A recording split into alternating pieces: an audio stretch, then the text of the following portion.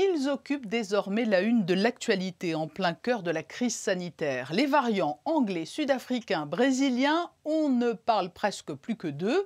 À quoi correspondent-ils? Doit-on les craindre?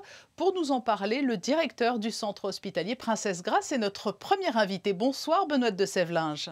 Bonsoir. Avant d'évoquer notamment les variants, une question qui est sur toutes les lèvres aussi.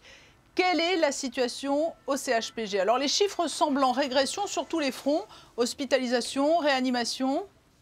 Oui, alors on a l'impression d'un plateau depuis une dizaine de jours, après une forte augmentation.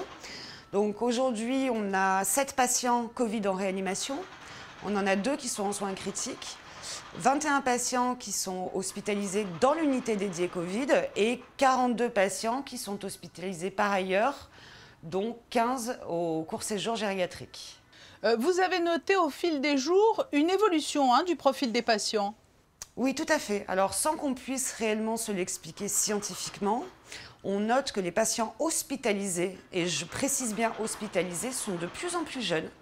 On note également une aggravation des symptômes qui arrivent plus tard par rapport au diagnostic. Et puis, on note une aggravation qui est beaucoup plus rapide d'un coup. Voilà. Est-ce qu'on a une explication à cette évolution du profil, notamment? Alors, une explication certaine, on n'en a pas. On s'interroge sur le variant. Le variant, on l'a trouvé, donc il est en principauté, ça, il n'y a aucun doute possible. On s'en doutait, ça ne s'arrête pas aux frontières. Mais est-ce que c'est le variant ou le virus qui évolue? Difficile à dire. Est-ce que ce sont les comportements des gens qui évoluent? Difficile à dire. Raison de plus pour véhiculer un message de prudence. Vous évoquiez les variants. Vous nous confirmez donc qu'ils circulent à Monaco, mais lorsqu'on parle de variants, on parle du variant sud-africain, du variant anglais, du variant brésilien, on s'y perd un peu.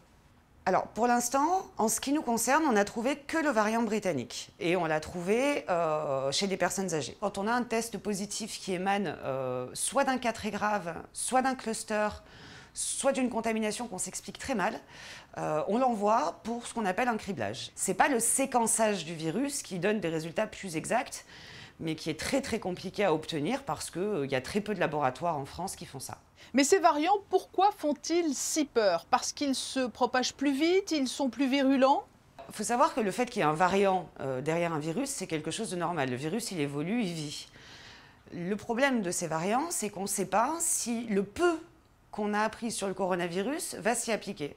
Par contre, ce qu'on sait, c'est qu'aujourd'hui, l'issue, c'est la vaccination. Il n'y a que ça qui va nous permettre de retrouver une vie normale. L'évolution du profil des patients dont je vous parlais, est-ce que c'est le variant? On dit que le variant britannique, c'est à peu près 50% des contaminations sur le 0,6. Ou est-ce que c'est autre chose? C'est difficile à dire. Mais il n'en reste pas moins donc qu'aujourd'hui, lorsque l'on parle de la crise et des moyens de freiner la pandémie, le vaccin apparaît toujours comme la seule arme. Le vaccin et les gestes barrières sont les seules armes dont on dispose. Le vaccin parce qu'il va limiter les formes graves de la maladie. On pense aussi de manière naturelle qu'il va limiter la charge virale. Donc si votre charge virale est basse, eh bien, vous serez moins symptomatique. Et si vous êtes moins symptomatique, vous contaminez moins votre entourage. Dans la mesure où aujourd'hui on hospitalise des jeunes sans comorbidité dont on ne s'explique pas vraiment pourquoi il faut une forme aussi grave de la maladie par rapport à ce qu'on voyait en première vague. Et je crois que le vaccin, même à titre individuel, aura un bénéfice certain.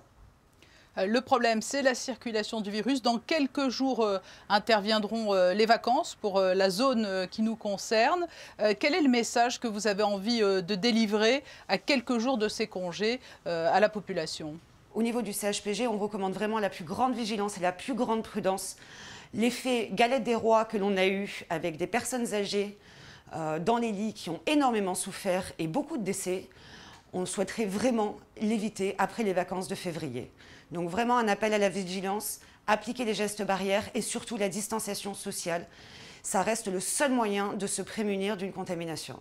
Et après ce pic de fin janvier, début février, on a envie de vous demander aussi, Benoît de Sévlinges, comment se porte le personnel du CHPG qui a été au front? Alors le personnel est fatigué. Le personnel est fatigué à plusieurs titres. Le premier, c'est que ça fait longtemps que ça dure. Ça fait quasiment 1 an qu'on est en crise. Et puis le personnel est touché. Aujourd'hui, à l'heure où je vous parle, nous avons 38 agents qui sont en arrêt maladie pour Covid. Il y a 10 jours, c'était 70. Donc je vous laisse imaginer que beaucoup de gens contractent la maladie Et cette maladie, elle fatigue. Elle fatigue pendant l'épisode de contagiosité, pendant qu'on porte le virus, mais elle fatigue aussi après. C'est quelque chose qui est décrit. Et donc, le personnel, de manière générale, est fatigué. On a des gens qui sont extrêmement impliqués, qui sont volontaires et qui donnent une énergie fabuleuse pour soigner les patients de toutes les maladies que l'on a à prendre en charge au CHPG. Et donc là aussi, c'est un petit appel à la population générale pour se rendre compte de l'effort incroyable qui est déployé par les soignants de cet hôpital. Voilà un appel à se protéger et à protéger les autres. Merci beaucoup, Benoîte de Sévlinges, pour ce nouvel éclairage sur la crise sanitaire. Bonsoir, merci.